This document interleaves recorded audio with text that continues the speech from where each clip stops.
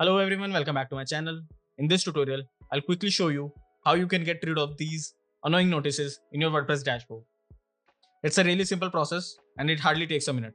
So hover on your plugins and click on the Add New Plugin button. On this page, search for Disable WP Notifications. Scroll a little bit down and you will find this plugin by Saurabh Agarwal. Click on Install. Once done, hit on Activate. Now once the plugin is activated, you will see the plugin on the left side here.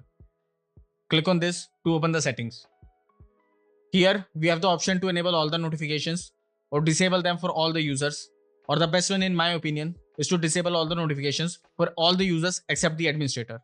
So you can select this based upon your requirement, but for the sake of this tutorial, I'll disable the notifications for all the users. So I'm going to select this and hit update. So I'll go back to the dashboard now. And as you can see, all the notices are gone.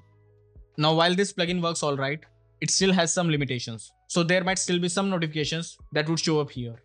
However, lesser distractions are better than a page full of them.